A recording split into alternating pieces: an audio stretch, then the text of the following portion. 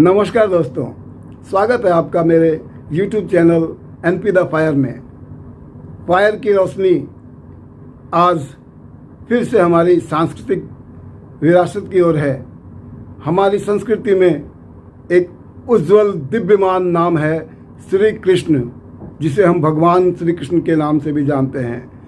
कालांतर में उन्हें बदनाम करने की, उनके रंग को चेंज करने की, जो उनका चरित्र है उनको बदलने की भरपूर कोशिश की गई। मैं आज आपको बताना चाहूँगा कि श्री कृष्ण कैरेक्टर का बहुत ही स्ट्रांग आदमी था।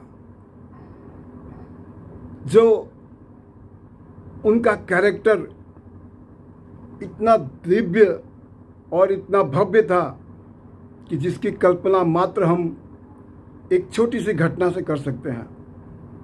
आप सब जानते होंगे कि जब द्रौपदी का चीरहरण हो रहा था तो श्री कृष्ण ने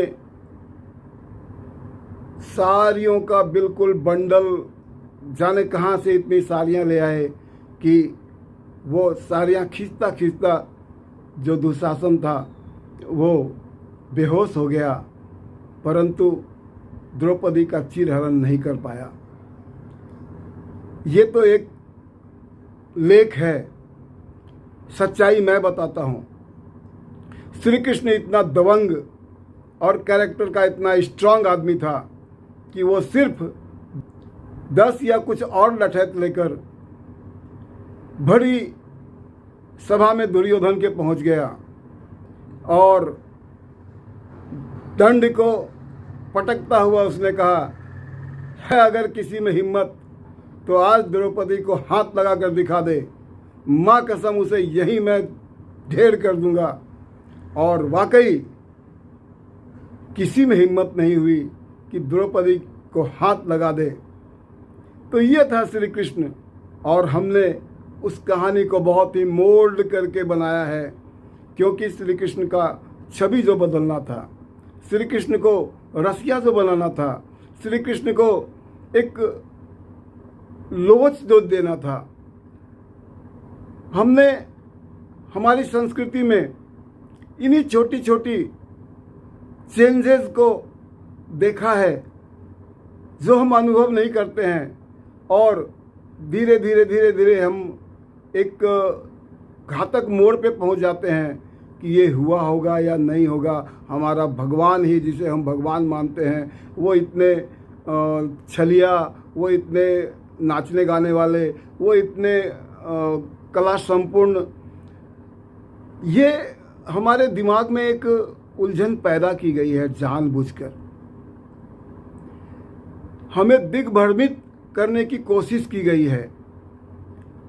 मैं तो यहाँ तक कहता हूँ कि गोपियों का वर्णन है महाभारत में, परंतु राधा नहीं है। राधा शक और हून जाति की कुल देवी थी, जिसे बाद में महाभारत में प्रकल्पित किया गया। जो कैरेक्टर राधा का दिया गया उसे एक बहुत ही पवित्र और बहुत ही पवित्र प्रेम के लिए श्री कृष्ण के साथ जोड़ा गया, ताकि जब तक महाभारत रहे तब तक भारत में हमारी कुल देवी का नाम चलता रहे। ऐसी साजिशें होती हैं।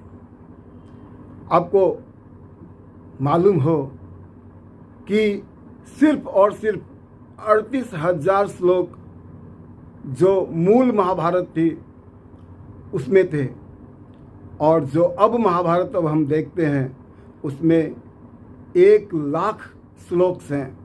तो ये 62,000 श्लोक्स कहाँ से आए? ये उन्हीं गुलामी के दिनों का नतीजा है कि हमारी संस्कृति को, हमारे सांस्कृतिक धरोहर के साथ छेड़छाड़ किया गया, हमारी संस्कृति को बदलने की कोशिश की गई, और हम अपने इतिहास को भूलते चले गए। हम अपने इतिहास को जानते भी हैं तो बहुत ही दिग्भ्रमित होकर जानते हैं पूर्ण सत्य हमारे सामने नहीं है और इसी से हम सांस्कृतिक रूप से कमज़ोर होते हैं। मेरा ये मानना है, कभी भी ना ही अपने इष्ट पे शक करें, ना ही अपने इष्ट को उस रूप में कभी भी देखने का प्रयत्न करें कि वो कोई एक कमज़ोर या कोई एक साधारण प्राणी जैसा था। उनमें बहुत बहुत बहुत ऊंचाइयां थी, इसलिए हमने उन्हें ईश्वर माना, इसलिए हमने उनकी आराधना की। वो हमारे आराध्य हैं और कोई अगर हमें बहकाने बहलाने की कोशिश करता है तो हम उसे मुंह तोड़ जवाब देंगे, मुंह तोड़ जवाब दे सकते हैं कि नहीं, जो हमारे देव थे, जो हमारे इष्ट थे, वो सर्वोपरि थे। जो उन्होंने जीवन में मानवता के लिए जो भी काम किया वो सर्वश्रेष्ठ था, इसीलिए वो हमारे आराध्य हैं। नमस्कार, धन्यवाद।